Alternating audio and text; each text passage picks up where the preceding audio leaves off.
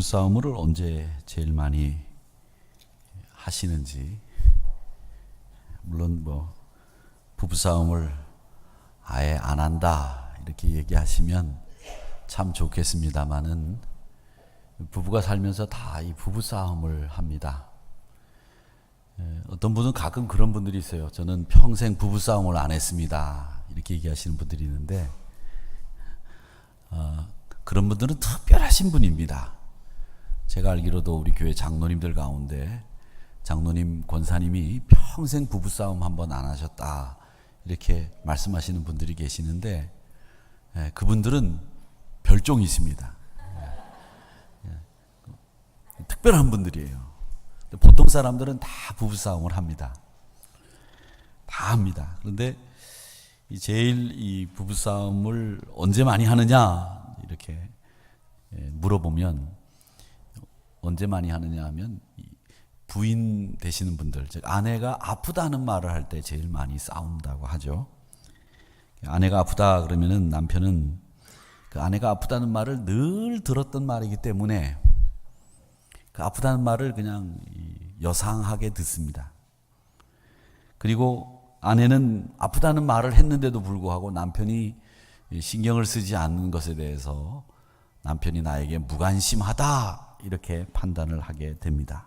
그래서 그때부터 이제 싸움이 커지기 시작을 합니다. 근데 이 아내가 남편에게 아프다는 말을 하는 것은 아내와 남편의 생각이 다 다르다고 하죠.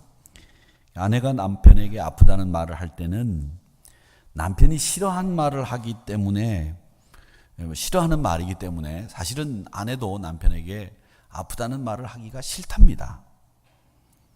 그리고 또 아프다는 말을 하면 남편이 관심을 보이지 않기 때문에 늘 구걸하듯이 아프다는 말을 해야 되고 또 남편이 관심을 보이지 않으면 자존심이 상하고 속이 상해서 자신의 처지가 한심하다라는 생각을 하게 된답니다.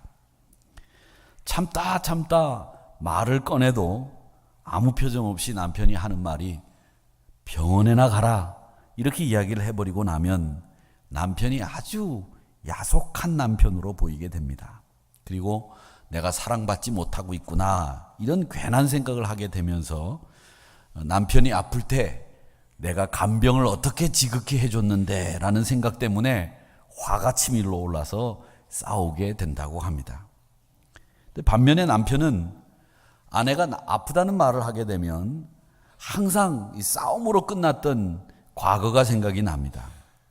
아프다는 말을 듣는 순간부터 싸웠던 기억으로 벌써 기분이 나빠지고 경계하게 되고 남편은 아내가 아프다는 말을 하게 되면 얼굴이 굳어집니다.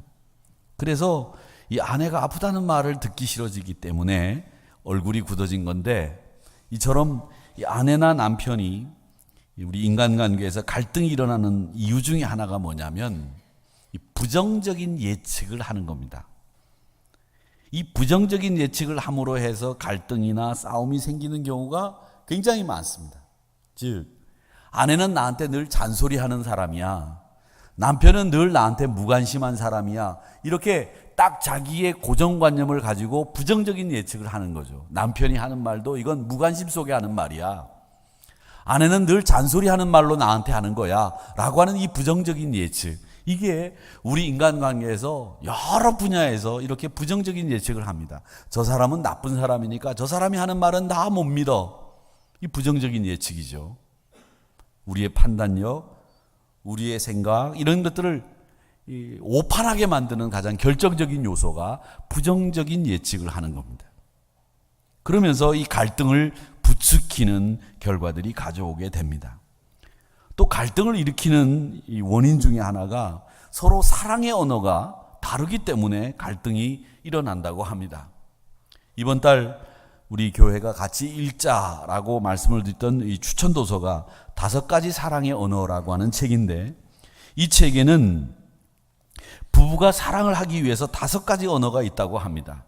그 언어가 5가지가 있는데 이 부부가 서로 이 5가지 언어 중에 어떤 한 가지에 딱 이 코드가 맞으면 되는데 코드가 안 맞으면 서로 이 언어가 달라진다는 거죠. 이 5가지 언어가 뭐가 있느냐면 하나는 인정하는 말이 있다는 겁니다. 인정은 인정을 통해서 이 사랑을 느끼는 사람이 있다는 거죠. 또 어떤 사람은 함께하는 시간을 많이 가짐으로 해서 사랑을 받고 있다고 생각하는 사람들이 있다는 겁니다. 이런 분들은 상대방에게 집중해서 서로에게 시간을 많이 가져야 사랑을 받고 있다고 느끼는 사람들이죠. 근데 세 번째는 이 상징적인 의미를 지닌 물건을 받을 때 사랑을 확인하는 사람들이 있습니다. 대부분의 여자분들이 이런 축에 속하죠. 또 네 번째는 상대방이 원하는 일을 해줌으로 해서 사랑한다고 느끼는 사람이 있다는 거죠. 그 다섯 번째 유형은 이렇게 자꾸 만져주고 쓰다듬어 주는 것을 좋아해서 그렇게 해줄 때 사랑한다라고 생각하는 사람이 있다는 겁니다. 근데 이런 이 다섯 가지 언어가 코드가 맞아야 남편은 이렇게 쓰다듬어 주는 걸 좋아해요. 그런데 아내는 뭔가 저녁에 선물을 사가지고 들어오는 걸 바래요. 그런데 남편은 들어와서 쓸데없이 선물은 안 사오고 쓰다듬어 주고 막 끌어안으려고 하면 거기서 사랑의 언어가 틀리게 되는 거죠. 거기서 갈등이 생기게 되는 거죠. 그래서 이 사랑한다고 한다면 이 사랑의 언어, 이게 코드가 맞아야 된다는 겁니다.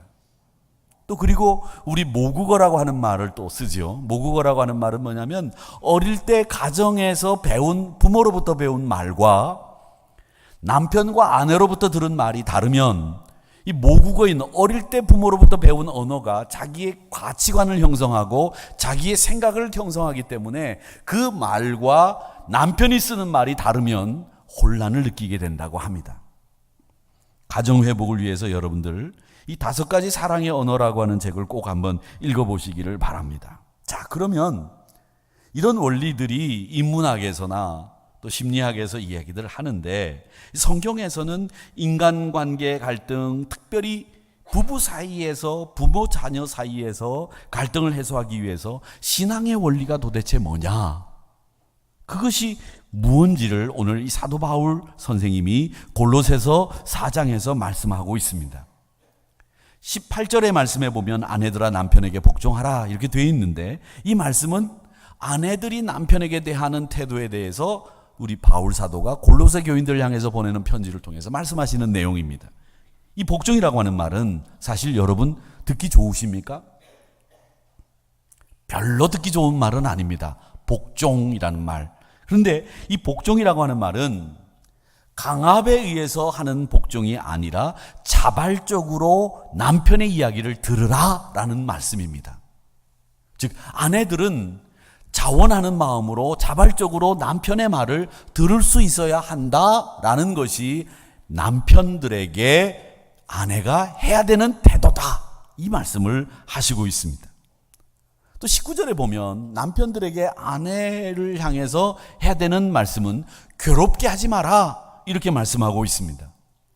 이 괴롭게 하지 말라고 하는 말은 뭐냐면 그의 마음을 편하게 해 주어라 이런 뜻입니다.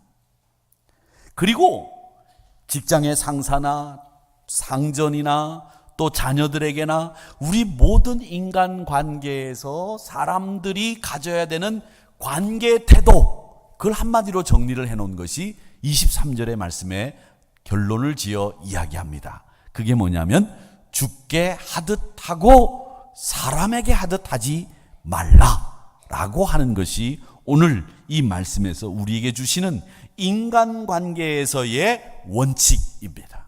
주께 하듯 해라는 겁니다. 여러분, 우리가 사람들을 대할 때에 그 대하는 태도에 그 사람들의 성격이 드러나요. 어떤 사람은 힘이 있는 경우에 힘없는 사람은 무시합니다. 힘이 없는 사람들은 힘 있는 사람 앞에 가서 아부합니다. 이게 다 적절하지 못한 태도예요.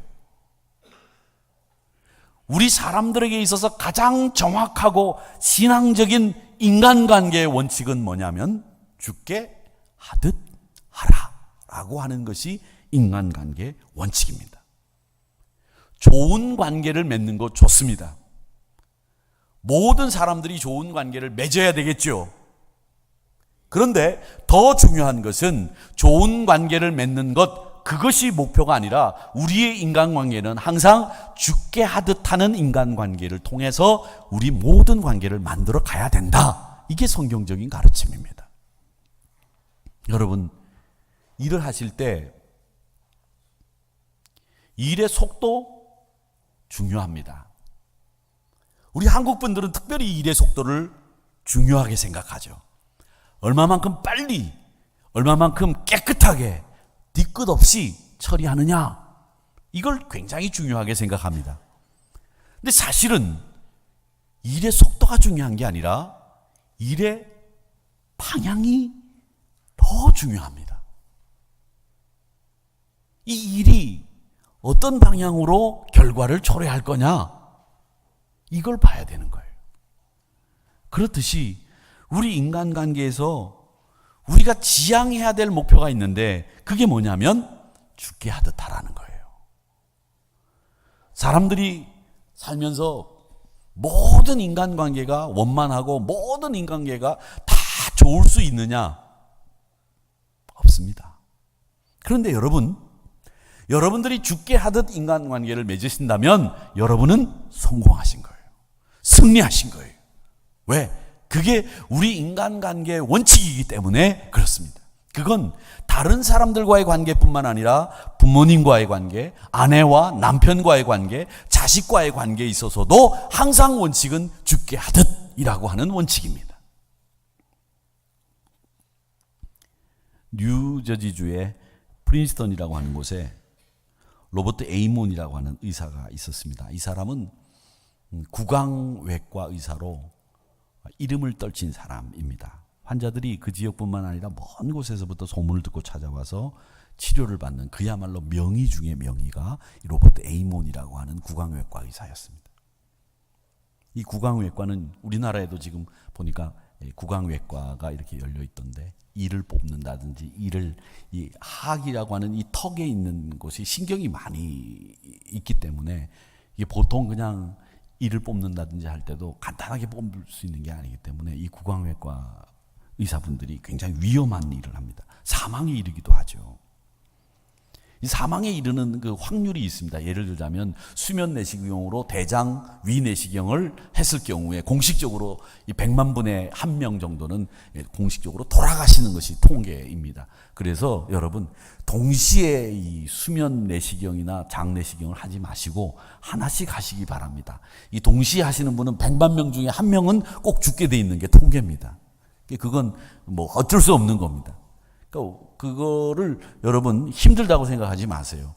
여기 목에 마취를 해서 넘길 때만 힘들지 들어가면 괜찮습니다. 먹을만 합니다.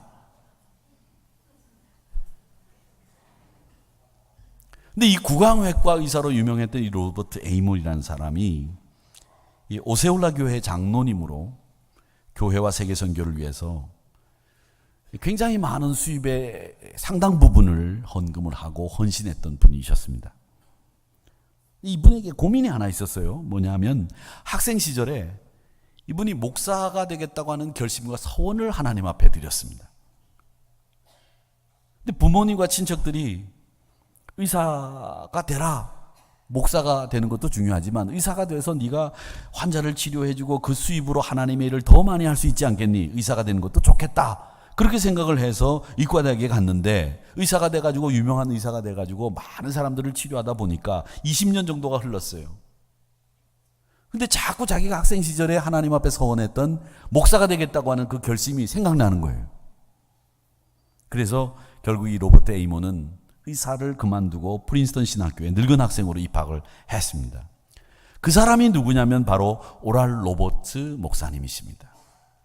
원래 이름이 로버트 에이몬이라고 말씀을 드렸죠. 그런데 이분이 자기가 구강외과 의사였기 때문에 오랄 서저리라고 하는 말에 오랄이라고 하는 말을 자기 이름에 붙였습니다. 오랄 서저리에서 그 오랄자를 붙여서 오랄 로버츠라고 이름도 바꿨습니다. 그리고 이분이 유명한 털사에, 이 털사라고 하는 곳이 미국에 가보면 이 바이블 벨트라고 하는 곳이 있습니다. 성경적으로만 사는 곳이 있어요. 그걸 벨트로 묶어놨다고 해가지고 바이블 벨트라고 하는데, 저는 우리 학생들이 그런 곳을 한번 방문해 봤으면 좋겠다라는 생각을 늘 가지고 있는데, 그 바이블 벨트에 털사라고 하는 곳이 있습니다. 거기에 가보면 오랄 로버츠 목사님이 세우신 오랄 로버츠 유니버시티가 있습니다. 신학교가 있고 의과대학이 있는데 굉장히 유명한 학교입니다. 제가 미국 신학교 졸업식 사진을 제일 먼저 본 것이 이 오랄 로버츠 목사님의 신학교 졸업식 사진을 봤는데 굉장하더라고요. 이야, 이 신학교 졸업식, 대학 졸업식이 이래야 되는구나, 이런 생각을 했던 학교 졸업식이 오랄 로버츠 유니버시티의 졸업식이었습니다. 근데 이분이 늘 하는 간증이 있어요. 그 간증이 뭐냐면, 제가 이 간증을 말씀드리려고 이 오랄 로버츠 목사님을 말씀드리는 건데, 이분은 내가 의사를 하든 목사를 하든 일의 종류와 관계없이 내가 하는 모든 일은 하나님의 일입니다. 내가 하는 모든 일은 하나님이 부르신 까닭에 하는 일입니다. 이렇게 이야기를 하신다는 겁니다. 하나님, 저는 제 신분에 변함 없습니다. 저는 의사이건 목사이건 간에 저는 하나님의 부르심 앞에 일하는 것뿐입니다. 라고 하는 간증. 그게 그분의 간증이었어요. 저는 하나님이 저희를 부르시는 부르심, 이 콜링, 소명에는 두 가지 소명이 있다고 생각합니다. 하나는 여러분을 하나님의 자녀로 부르신 콜링이 있어요. 또 하나는 여러분이 주의 일을 할 수 있도록 부르신 헌신의 콜링이 있어요. 이건 우리가 하나님의 부르심 앞에서 절대로 변함없이 지켜야 되는 콜링, 부르심이에요. 그리고 거기에 여러분은 응답하셔야 됩니다.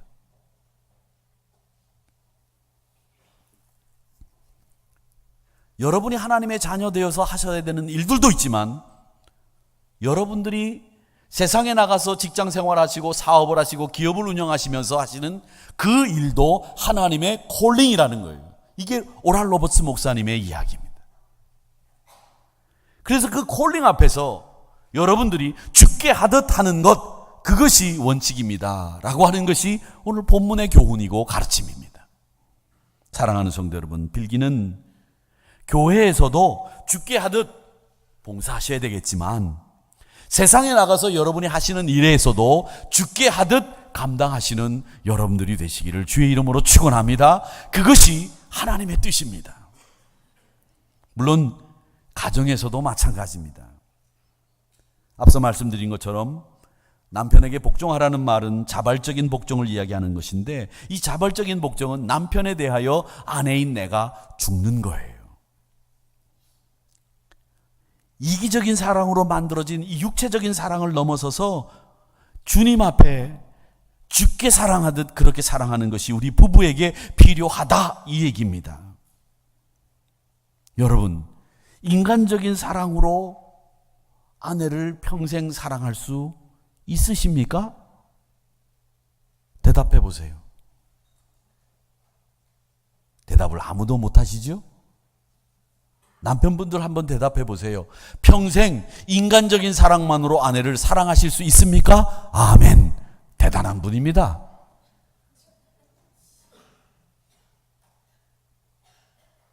아내분들에게 또 묻습니다.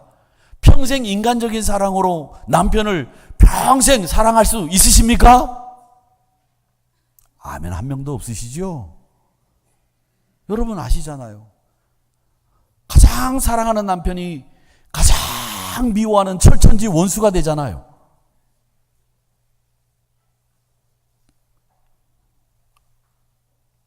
그런데 우리가 같이 살아가는 건 나중에 나이 드신 부부를 보면 그런 얘기를 해요.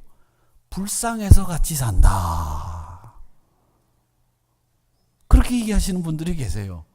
물론 그것도 사실은 이 궁율의 마음으로 사는 거 성경적인 얘기예요. 그러나 여러분, 우리에게는 그런 소극적인 관계를 맺는 부부가 아니라 적극적인 관계를 맺는 부부의 모습을 가진다면 우리가 어떻게 살아갈 거냐라고 하는 것에 대해서 생각하셔야 됩니다. 남편과 아내가 서로 사랑한다고 하지만 이 남편과 아내의 사랑은 인간적이고 이기적이고 자기 욕심을 채우려고 하는 사랑으로 맺어진 것이 아니라, 이 사랑은 죽게 하듯 신부인 교회가 신랑이신 예수님을 사랑하듯 그렇게 사랑하라고 하는 것이 주님의 명령입니다. 믿음의 가정을 이끌어가는 새로운 영적 원리를 우리에게 주셨는데, 그게 뭐냐면 죽게 하듯 남편도 아내를 사랑하고 아내도 남편을 사랑해라, 이겁니다. 저는 죽게 하듯이라고 하는 말을 두 가지로 이해하는데, 하나는 마음을 다하는 거예요. 무슨 일이든지 아내의 일이라면 마음을 다하세요. 남편의 일이라면 마음을 다하세요. 왜? 주님께 하듯 해야 되는 거기 때문에 적당히 해서는 안 되는 거죠. 최선을 다하십시오. 성실한 태도를 가져야 됩니다. 그런데 우리의 습관은 사실은 성실하고 최선을 다해야 되는데, 우리의 습관이나 내가 배운 것이 그게 안 될 수도 있어요. 사실은. 예를 들자면 저는 설거지는 절대 못합니다. 안 돼요. 거기 들어가서 고무장갑을 끼고 설거지를 한다는 게 젊은 우리 집사님들은 되는지 모르겠어요. 저는 안 돼요. 그러면 저는 다른 걸로 그걸 상쇄해야죠. 가서 여보, 어깨도 주물러주고 맛있는 거 뭐 먹고 싶은 거 없느냐고 하고 그래야죠. 아내가 아무리 설거지를 해달라고 노래를 해도 저는 안 돼요.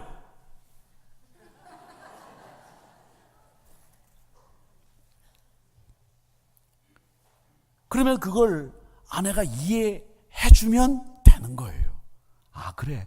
우리 남편은 저건 못해. 이건 해. 그걸로 사랑받았다고 우리가 서로 이해하면 되는 거죠.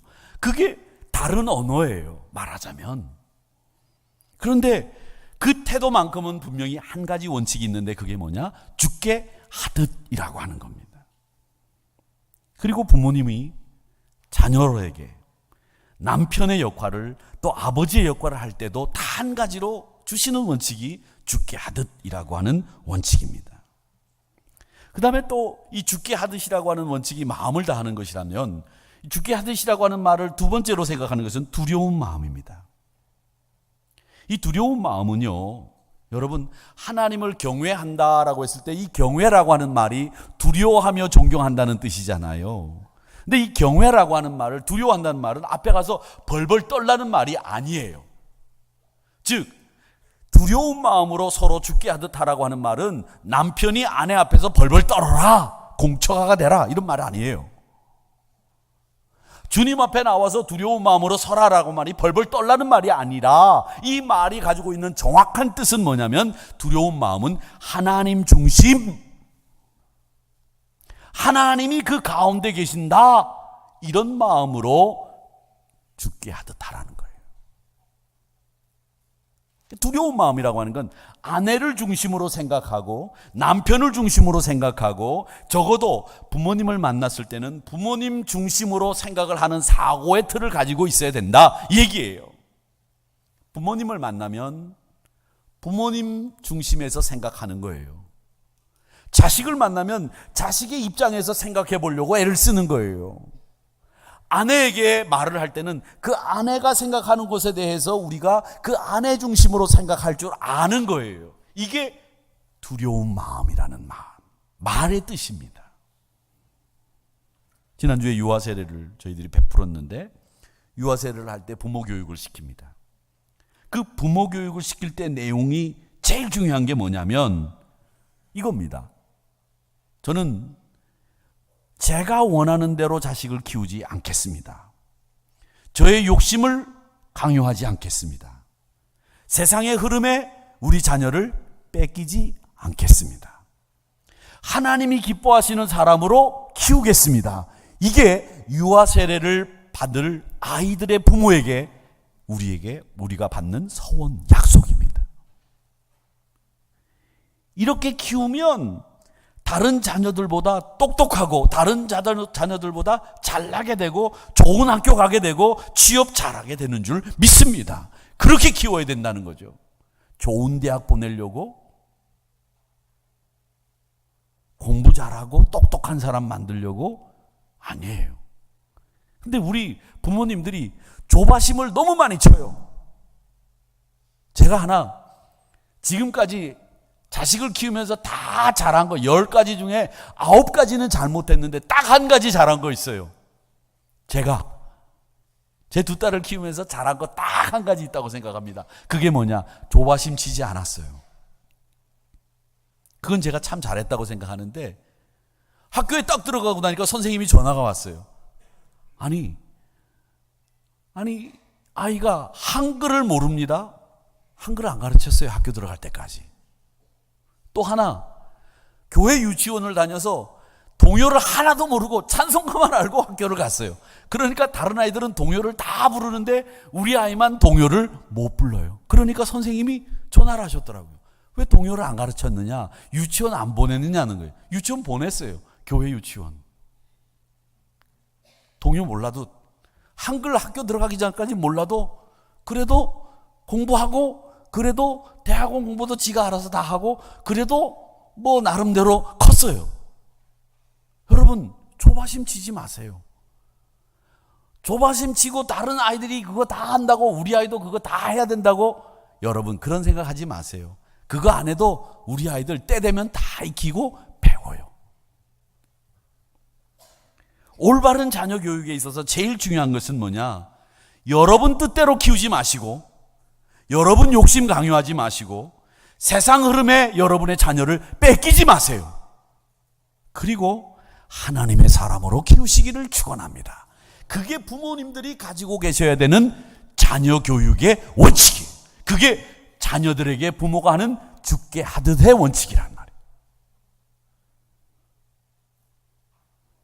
지난주에 제가 젊은 분들에게, 어머님에게, 또 젊은 분들은 젊은 분대로, 어르신들은 어르신대로 이렇게 하셔야 됩니다 말씀을 드렸어요. 그래서 집에 딱 가니까 저희 집사람이 다음 주일날은 그런 강한 이야기 하지 마세요 그러더라고요. 그럼 내가 뭘 강하게 얘기했냐 그랬더니, 그 용체란 말도 하지 마시고 이제는 젊은 사람들 거부감 느낍니다. 아니야, 또 할 거야 내가 그랬더니 하지 말래요. 근데 나이 드신 분들은 지난 주일날 설교 듣고 은혜 받았습니다 이렇게 이야기 하시는데, 젊은 사람들은 그러더라고요. 여러분, 내 마음에 안 맞는 거 있지요. 근데 분명한 것은 우리가 성경적인 원리와 원칙대로 살아야 된다는 것인데, 그 성경적인 원리와 원칙은 뭐냐? 여러분 욕심 강요하지 마시고, 여러분이 시대의 흐름의 자녀를 뺏기지 마세요. 하나님이 기뻐하시는 자녀로 키우셔야 합니다. 그래서 우리 가정은 다른 어떤 가정보다도 하나님 보시기에 가장 아름다운 신앙의 모습으로 지켜내는 가정들이 되시기를 주님의 이름으로 축원합니다. 그게 죽게 하듯이에요. 그 죽게 하듯이라고 하는 말은 두 가지, 마음을 다하고 두려운 마음, 즉 벌벌 떠는 마음이 아니라 그분을 중심으로 생각하는 마음, 그게 죽게 하듯이라고 하는 겁니다. 그러면 우리가 죽게 하듯이라고 하는 것이 가정에만 통용되느냐? 아닙니다. 세상에도 통해야 되는 거예요. 옛날 신앙의 선배들은 주의 일이라고 한다면 교회에서만 하는 일로 생각을 했습니다. 그래서 주의 일 열심히 할 사람들은 다 목사가 되어야 된다고 생각을 했어요. 여러분, 그러나 우리가 다 목사가 될 수는 없습니다. 그렇다면 우리가 어떻게 살아야 되느냐라고 했을 때, 저는 로마서 12장 1절의 말씀이 참 귀한 말씀이라고 생각을 합니다. 그러므로 형제들아, 내가 하나님의 모든 자비하심으로 너희를 권하노니 너희 몸을 하나님이 기뻐하시는 거룩한 사한제물로 드리라. 이는 너희가 드릴 영적 예배니라. 예배는 여러분이 오늘 주일날 와서 여기서 드리는 이 예배 시간만 예배가 아니라 여러분의 일주일의 삶이 예배라는 거예요.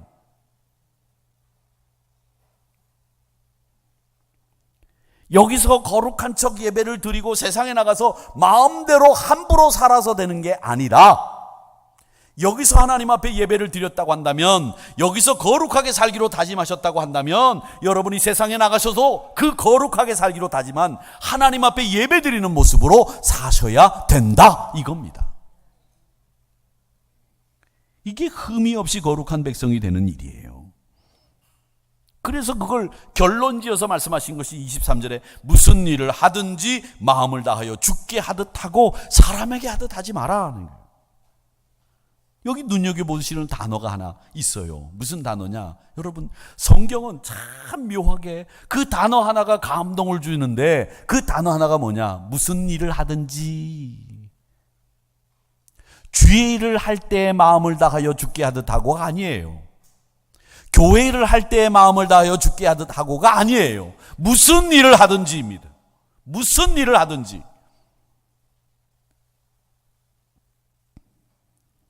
우리가 늘 보면 교회와 세상을 이렇게 이원론적으로 딱 이분법으로 나눠요. 교회, 세상. 세상은 다 악하고 더럽고 추악하고 아니에요. 우리가 거기서 살고 있지 않습니까? 세상에서. 거기서 우리의 생활비를 벌고 거기에서 우리가 승진도 하고 거기에서 우리가 기쁨도 누릴 수도 있잖아요. 그 세상이 더럽고 추악하고 악한 곳이 아니에요. 그 세상은 내가 복음을 가지고 나가서 변화시켜야 되는 곳이고 그 세상은 내가 향기를 발해야 되는 곳이에요. 그 세상에 나가서도 죽게 하듯 하라는 것이 오늘 말씀의 명령입니다. 학교에서 하는 모든 일, 직장에서 하시는 모든 일,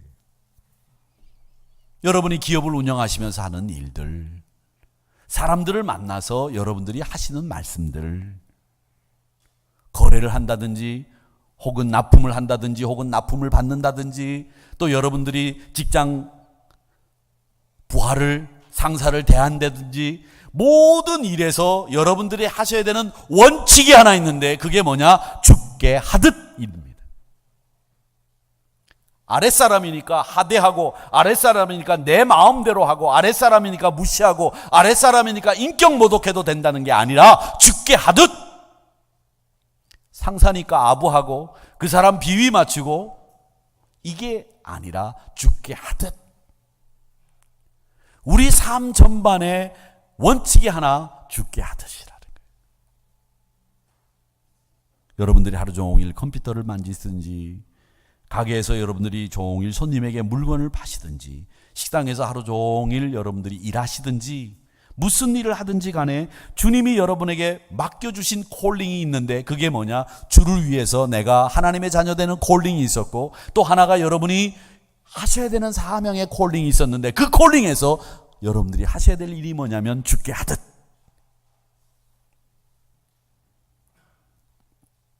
특별히 우리 가정에서 자녀들에게, 부모님들에게, 남편에게, 아내에게 죽게 하듯 하시기를 바랍니다. 일부 예배 이 설교를 마치고 나니 어떤 분이 그런 얘기를 하세요. 저한테 누가 와서 너 다음부터 나한테 죽게 하듯 해. 알았어? 이렇게 얘기하셨다 그러더라고요. 여러분, 그건 남에게 하는 말이 아니라 내게 하는 말이에요. 내가 죽게 하듯 하면 되는 거예요. 아시겠어요? 이 설교 끝나고 난 뒤에 남편에게, 이 설교 들으시면서 남편에게 아내가 당신 말이야 나한테 이제 죽게 하듯 해. 알았지? 오늘 목사님 설교 들었어 안 들었어? 이렇게 하지 마세요. 그렇게 하실 분들이 여기 한 2분 정도 계신데 그건 여러분에게 하는 말이에요. 내가 이제부터 내 남편에게 죽게 하듯 해야 되겠다. 내가 내 아내에게 이제부터 죽게 하듯 해야 되겠다. 이렇게 되면 이게 은혜 받은 건데 당신 나한테 이제 죽게 하듯 해. 알았어? 이 은혜 받은 거 아니에요. 옛날에 어느 마을에 사랑이 풍성한 부자가 한 분 계셨습니다. 굉장히 부자인데 동네 사람들을 너무 사랑하는 거예요. 부자로서 동네 사람들을 사랑하기가 쉽지 않잖아요.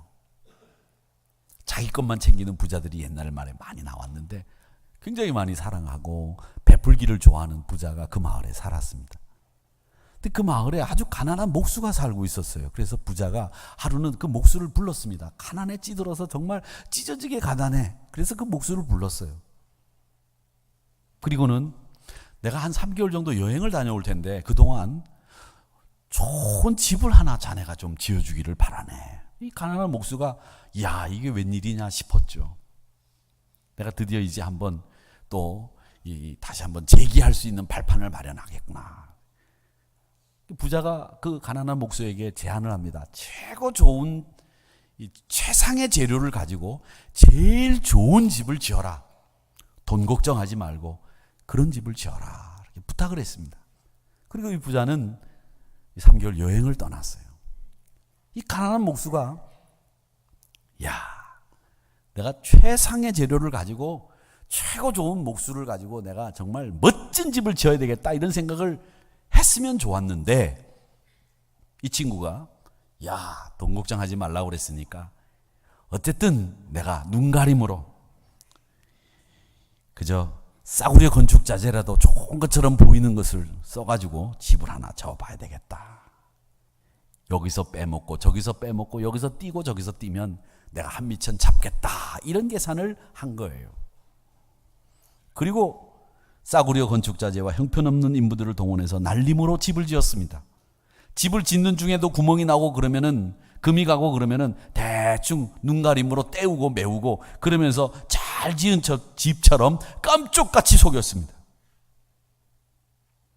부자가 이제 3개월 여행을 마치고 돌아왔습니다.